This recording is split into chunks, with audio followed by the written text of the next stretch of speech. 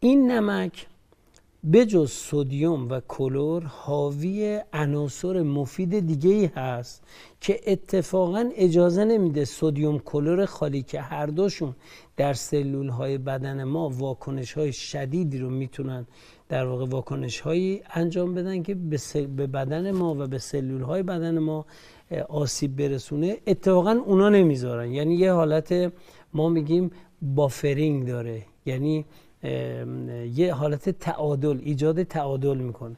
شما اگه یه تیکه سدیم خالی رو، ما تو آزمایشگاه سدیم خالی رو توی نفت نگه میداریم. چرا؟